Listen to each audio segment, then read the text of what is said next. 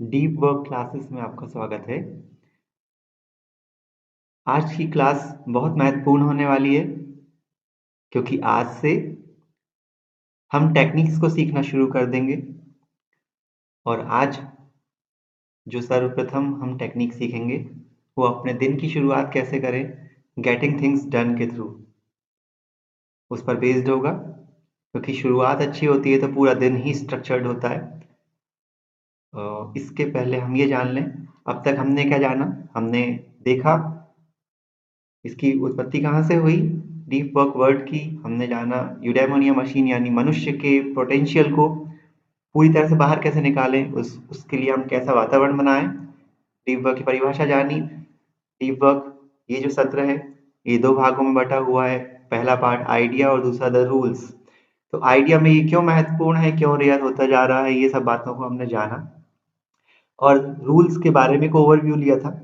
4 rule हैं जो कि टेक्निक्स हमको सिखाएंगे कि कैसे इस अवस्था में प्रवेश किया जाता है, गहरी सबकॉन्शियस तक में। इसके पहले कि हम विषय में प्रवेश करें, एक दो सूचनाएं और एक दो बातें हम कर लें ताकि हमारा आज का विषय समझना आसान हो जाए। पहली बात, ये जो डीप वर्क सेशन है ये बाहर से भीतर की ओर जाने का साधन है, यानी कि जो काम अभी हम कर ही रहे हैं, जिन व्यवस्थाओं में हम हैं, अभी हम मैकाले की शिक्षा पद्धति के द्वारा बाहर से भीतर की ओर जाते हैं। आधुनिक विज्ञान जो है वो ऑब्जर्वेशन करते हुए, प्रेक्षण और परीक्षण करते हुए बाहर से भीतर की ओर जाता है। और हमने जैसा कि जाना आर्ष विज्ञान जो होता है, वैदिक विज्ञान, वो भीतर से बाहर की ओर जाता है। तो कुछ कमेंट्स भी इस तरह के आए कि विज्ञान तो विज्ञान होता है और वो ना तो पश्चिम होता है ना पूर्व होता है। तो यहाँ पर एक स्पष्टीकरण हम यहाँ करें कि इन शब्दों का उपयोग क्यों कर लिया जाता है। सामान्यतः जब से आर्ष विज्ञान और आर्ष ज्ञान जन्म लिया, ऋषि महर्षियों के समय से वेद का प्रादुर्भाव हुआ, तब से लेकर महाभारत काल तक यह एक क्रमबद्ध व्यवस्था से चला। उसके बाद इसमें ह्रास इसलिए हुआ क्योंकि रजोगुण और तमोगुण बढ़े, गुरु शिष्य परंपरा कम होती चली गई इसी कारणों से। तो वो जो एक परंपरा, जो एक सिस्टम चला आ रहा था, वो सिस्टम भंग हुआ, जो कि भीतर से बाहर की ओर जाने वाला सिस्टम था। और उसी बीच फिर ये जो नया सिस्टम बना, ऑब्जर्वेशन तो ऑब्जर्वेशन ही होता है, ऋषि करें या कोई और करे, परंतु वो एक सिस्टम ब्रेक होकर एक नया प्रकार का सिस्टम जन्म लिया। इसीलिए इसे पश्चिम और पूर्व दो नाम दिए जाते हैं, ऐसा नहीं है, विज्ञान तो वाकई में एक ही होता है। तो यहाँ पे स्पष्टीकरण जरूरी है। जैसे एक बच्चा जब नवजात शिशु होता है, उसकी कोई कंडीशनिंग नहीं होती है शरीर में, वो किसी भी तरह की आदतों को लेकर या किसी भी चीज को लेकर उसका शरीर ट्रेंड नहीं होता। हाँ, मन में स्मृतियां हो सकती हैं पूर्व जन्मों की या संस्कार हो सकते हैं, परंतु उसके शरीर को ढाला जा सकता है और शरीर और मन जुड़े हुए हैं। तो इसीलिए ये जो सिस्टम है, बाहर से खोजते खोजते अपनी लक्ष्य को पाना, विज्ञान को जानना, यह भटकाव लाता है। इसीलिए यहाँ पर कार्ल गुस्ताव युंग की बात करी कि सिगमंड फ्राइड का मनोविज्ञान केवल सपनों तक और सबकॉन्शियस ब्रेन तक सीमित था, अवचेतन तक। कार्ल गुस्ताव युंग पहली बार भारत आया और उसने देखा कि आर्ष परंपरा क्या होती है, ध्यान क्या होता है, या भीतर जाके ऑब्जर्वेशन कैसे किया जाता है सूक्ष्म लेवल पे। वो कोई इतना ज्यादा सूक्ष्म लेवल पे ऋषियों की तरह तो नहीं जाया गया, वरना वो भारत में भी ऋषियों से और मिलते, परंतु कम से कम पहला प्रयास उठा ये पश्चिम का विज्ञान और पूर्व का विज्ञान एक होने का। इसीलिए जुंगियन फिलोसफी, साइकोलॉजी आगे बढ़ी। तो हमने वादा किया हुआ है कि जैसे ही ये डीप वर्क सेशन भी हो जाएंगे, इस तरह की चीजें खत्म हो जाएंगी, तो हम फिर आर्ष मनोविज्ञान, उस पर भी हम फिर सत्र करेंगे। तब हमको अंतर भी समझ में आएगा। एक फिर दोनों तरह की जो पद्धतियां हैं उससे हम बचकर नहीं भाग सकते। जैसे कोई, हमने एक परंपरा को तो खो दिया, अब उस वो मृत प्राय कर दिया, वो ग्रंथों में है और कहीं कहीं कोई गुरु शिष्य परंपरा कहीं चल रही होगी। ऋषि दयानंद को भी इतनी कठिनाई हुई थी, तब जाकर उनको वो गुरु और शिष्य परंपरा से चीजें मिली। तो इन सत्रों के माध्यम से जो अभी चल रहा है विश्व में, जैसे से हम बच के नहीं भाग सकते, हम शुतुरमुर्ग भी नहीं बन सकते, कोई बंदूक लेकर आए हम तो उससे तलवार से नहीं लड़ सकते। तो वो टेक्निक को सीख कर भी उतने मजबूत हो जाना और हमारी फिर आर्ष परंपरा को बचाना, ये दोनों का संतुलन करने के लिए ही हमने इस सत्र को पहले रखा, ना कि आर्ष को। क्योंकि मन की एक प्रवृत्ति होती है, वो हमेशा नजदीक से दूर, सरल से कठिन, इस तरह से चलता है। तो जो आसपास अभी दिखाई दे रहा है, जिससे हम बचकर नहीं भाग सकते, और जो हमें पाना है, जिस पद्धति को हमको फिर से जिंदा करना है, उसमें एक गैप आया हुआ है, इसीलिए हमने शुरू किया है उससे, जो हमें दिखाई दे रहा है। और हम पहुंचेंगे हम वहीं तक जो ऋषि परंपरा है, वेद परंपरा है। तो यहाँ दोनों मतों की बातें शांत होती हैं।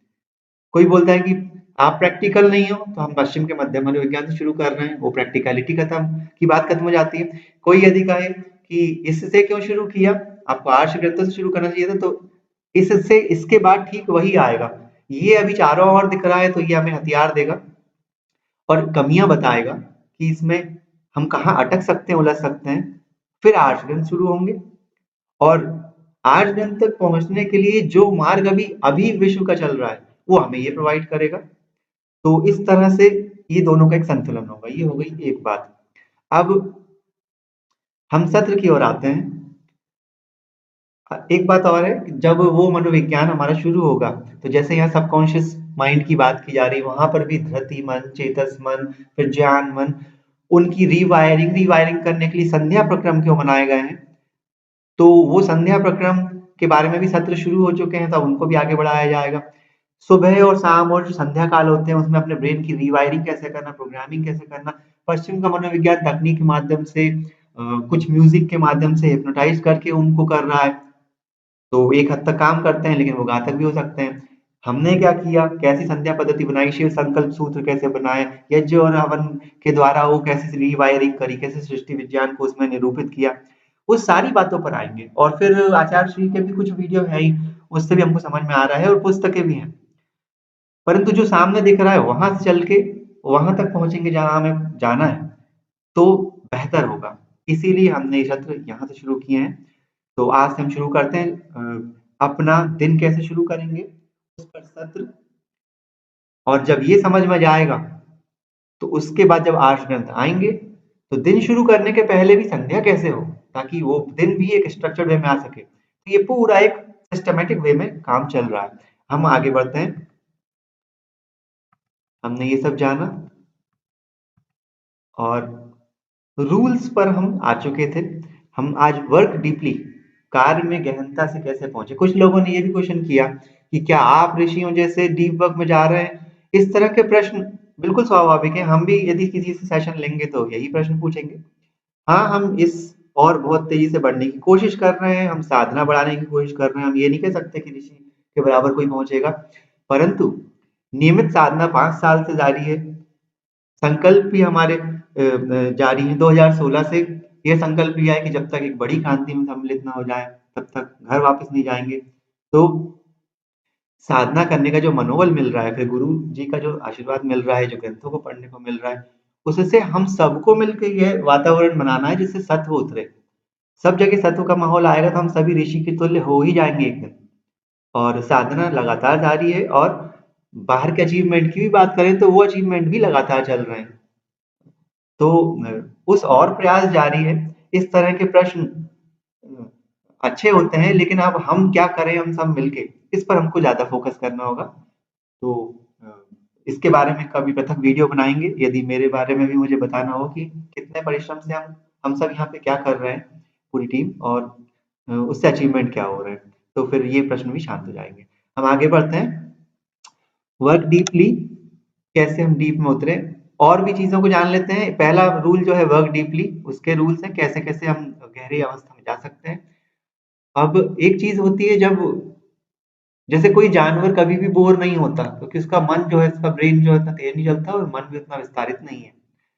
लेकिन मनुष्य, जब उसका ब्रेन बहुत तेज चलता है, और उसके तेज चलते हुए मन के अनुसार उसको यदि वातावरण ना मिले, तो उसको बोर्डम आती है।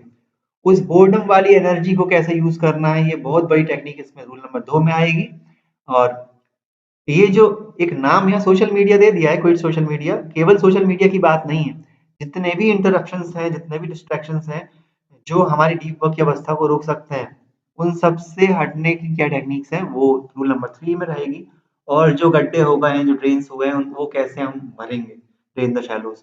ये 4 रूल्स के अंदर हम काफ़ी तैयार हो जाएँगे, डीप वर्क में प्रवेश करने के लिए एक वातावरण बना लेंगे, फिर हमारी ज़िम्मेदारी होगी और फिर हम कुछ उन लोगों को भी देखेंगे जो प्रवेश करते हैं, अभी प्रैक्टिस करते हैं इन चीज़ों की, जाने या अनजाने।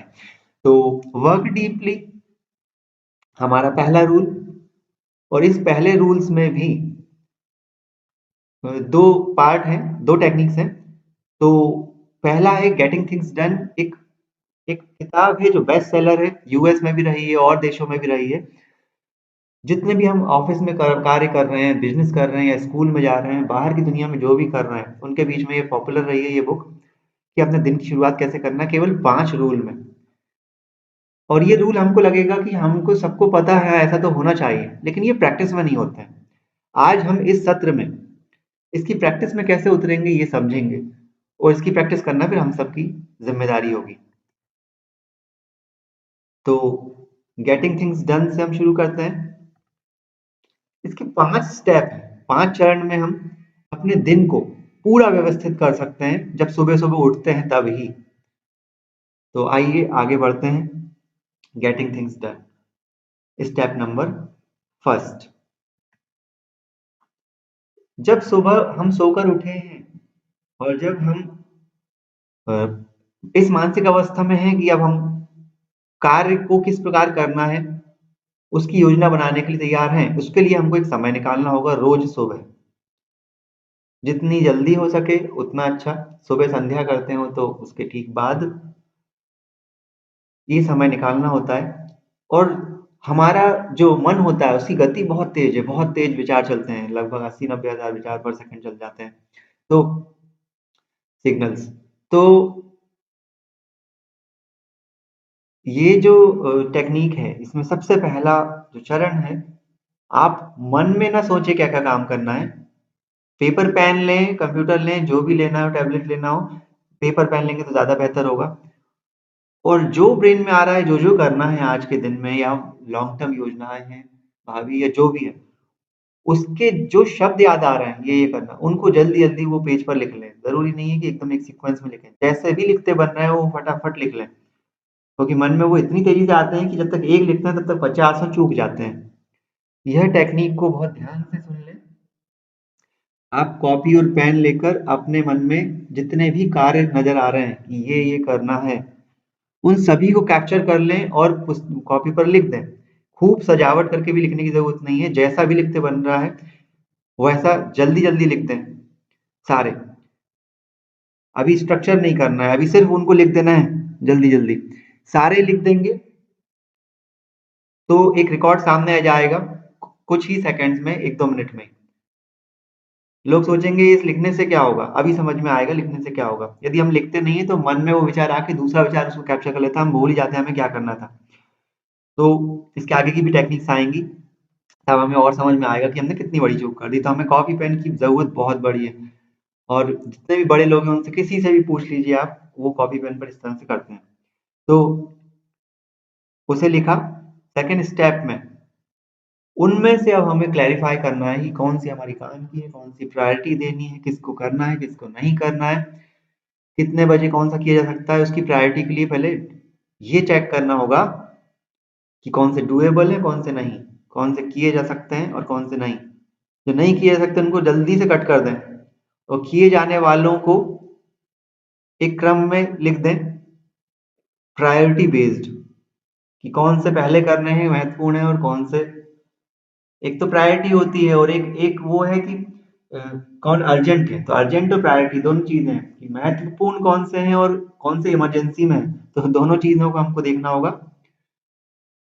उसके हिसाब से ये लिस्ट बनेगी, शॉर्ट आउट हो जाएगी। जब शॉर्ट आउट हो जाएगी तो अब हमारा स्ट्रक्चर शुरू होता है। अब हमको ये समझ में आ गया है क्रीम, कि कौन से कार्य नहीं करेंगे तो आज का दिन पूरा बर्बाद हो जाएगा। वो काम हमारे ऊपर आ चुके हैं, कौन से को हम टाल सकते हैं और बाद में कर सकते हैं, कौन से को कट कर सकते हैं। ये हमारा उसी पेज पर रफ लिस्ट हो गई। उसके बाद हमने इसको फेयर कर लिया। जैसे ही हमारी लिस्ट सॉर्ट आउट हुई, इसको ऑर्गेनाइज किया, तीसरी स्टेप, इसको ऑर्गेनाइज किया अब कि कौन सा कार्य कितने बजे करना है, किससे कितने इम्पोर्टेंट है वो, और किस प्रायोरिटी पर करना है, किस प्राथमिकता पर करना है, वो लिस्ट। अब यहाँ से पूरा स्ट्रक्चर शुरू हो जाता है। अभी तक हम अनस्ट्रक्चर चल रहे थे।